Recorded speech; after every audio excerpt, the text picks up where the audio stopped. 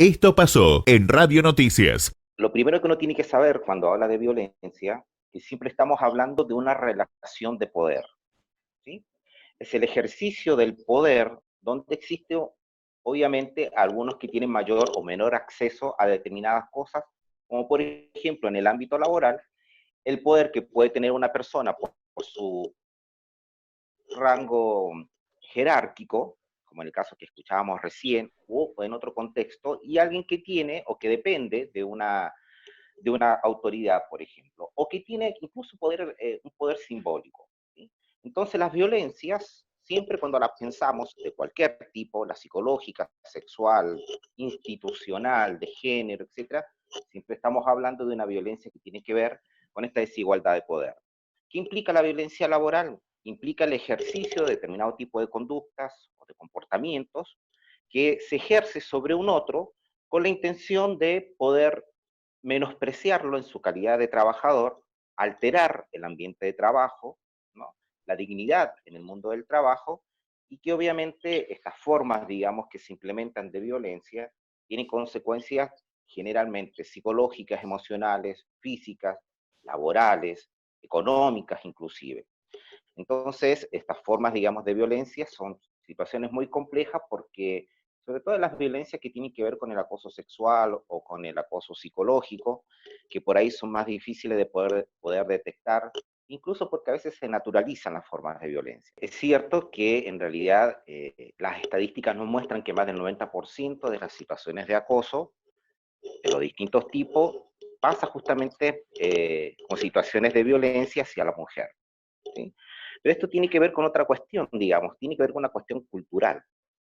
Hay, hay un fenómeno, hay una estructura social que algunos le llaman el patriarcado, que tiene que ver con formas de relaciones entre los varones y las mujeres, donde se ha establecido justamente una desigualdad de poder, donde determinadas características, digamos, de la masculinidad se han instaurado, digamos, socialmente, y esto hace que los varones tengamos ciertos privilegios en función de las mujeres. Entonces, hay algunas conductas que se naturalizan, como por ejemplo estas, la del acoso sexual. Digamos, es más común escuchar que los varones acosan, esto que por ahí se ha naturalizado también, que tiene que ver, por ejemplo, con el piropo, ¿no? Que es muy típico de los varones hacia las mujeres, y que hoy en día las mujeres nos están diciendo, bueno, mira, el piropo este no, ya no nos gusta o no nos interesa, o no queremos estas formas, digamos, de relaciones, de vincularnos. El tema pasa justamente también porque dentro de esta configuración cultural están las diferencias de género, que también son construcciones sociales, de lo que significa ser un varón, de lo que significa ser una mujer. Y en esta construcción, obviamente los varones, eh, bajo ciertos estereotipos, es como que está permitido, digamos, acosar o tener un trato diferencial hacia las mujeres.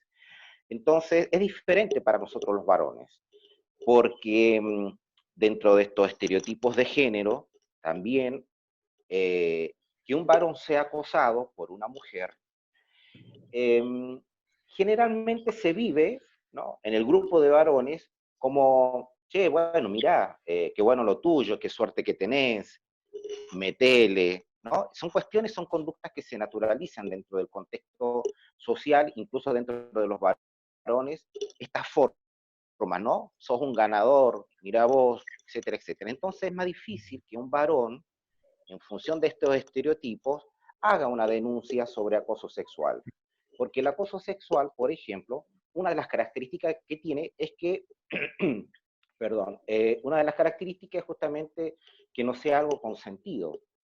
Entonces, cuando uno como varón dice, mira, che, mi compañera, mi jefa, o mi jefe, o mi compañero, porque el acoso puede ser de ambos sexos, me está acosando, bueno, es como que dentro del conjunto de los varones dice, pero bueno, aprovechá, ¿no?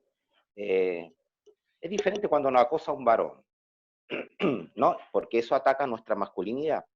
Ujú. Pero cuando nos acosa una mujer, es más difícil que se pueda denunciar, porque justamente lo que Bueno, está denotando, digamos, a ver, ¿dónde está tu masculinidad? persona que llega manifestando ser víctima de violencia laboral, no tiene asesoramiento, generalmente es del sector público, un empleado público, entonces necesita el acompañamiento para poder encarar la situación. Parte del acompañamiento viene con el asesoramiento legal y la contención psicológica. De alguna manera hemos conformado un equipo más o menos interdisciplinario y acompañamos a la persona. Las denuncias a veces suelen ser mejor hacerlas en sede judicial, pero cada organismo tiene un área de recursos humanos, me refiero por ejemplo en el ámbito de salud, y en un área de recursos humanos, donde puede manifestar, denunciar administrativamente la violencia. Y a nivel policial también se puede denunciar administrativamente por nota, porque digamos sería en ese orden, primero dar conocimiento al jefe y después ir a la autoridad judicial, digamos. Detrás de ello se tiene que recomendar a la persona que lleve un registro de situaciones que viva como violencia laboral, llevar un cuaderno, una especie de diario íntimo, para poder registrar esos episodios, porque una de las cuestiones que se encuentran afectadas en la persona es la parte emocional y cognitiva. Por ahí a veces no se recuerda la fecha, en qué momento, entonces tiene que llevar una especie de registro para poder después facilitar esa redacción de la denuncia. Y bueno, en definitiva siempre la escucha atenta, estar a tanto de cómo avanza su situación. Algunas veces la violencia cesa ante una nota, por ejemplo, o ante la denuncia judicial, digamos. Pero una de las cuestiones de la violencia es que es sistemática, puede llevar bastante tiempo determinar si hay casos de violencia, digamos. Por ejemplo, tiene que ser una violencia recurrente, como en 6 meses, como para poder hablar de violencia laboral, sino quedan como hechos aislados. Y es muy difícil en el ámbito policial poder denunciar o exponer o dar a conocer la violencia laboral. Por estas cuestiones, porque el poder ya está legitimado en el mismo reglamento. Es decir, quien tiene una jerarquía superior siempre tiene la última palabra, el que está como subalterno tiene que acatar esas órdenes, digamos, es parte de un orden que siempre busca evitar el conflicto.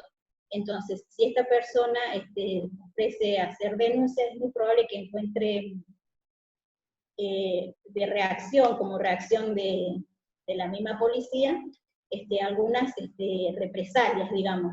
Es muy probable que a la víctima sea quien la trasladan del lugar en vez de trasladar al agresor, digamos, a la persona violenta.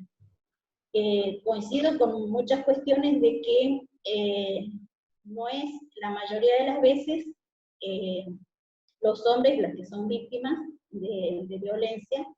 En este caso sería el 1% que le puede corresponder a este oficial, colega, y bueno, y todo tiene que ver con esta cuestión de que siempre en la fuerza policial se naturalizan estas cuestiones, se naturalizan. Hay expresiones que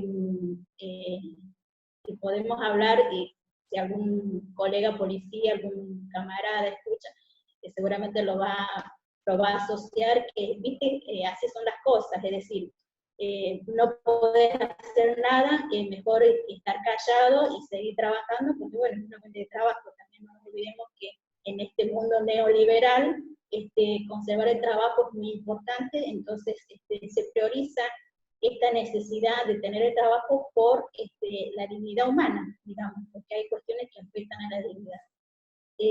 Con respecto al acoso sexual, para aportar a lo que dijo Patricio, no siempre es el tocar alguna parte íntima de la persona, sino también generar comentarios obscenos o atacando la sexualidad de la otra persona, es decir, hacer comentarios de cómo te queda la ropa, o qué lo más sostenés, y bueno, eso también hace al acoso, que bueno, también el piropo suele ser incómodo, digamos, y Y la otra cuestión que rescaté, y tomé un poquito nota de lo que hacía, decía Patricio, y que quiero ampliar, es que es siempre, aunque sea en el ámbito doméstico, familiar, cuando el hombre es víctima, esta cultura del patriarcado lo limita, siempre lo limita a hacer las denuncias por violencia, ya sea en lo doméstico como en lo laboral también. Es una cuestión de sentirse menoscabado en su masculinidad, en un atravesamiento, puede que el dolor sea más intenso en el sentido de que el ataque al ser machista, digamos,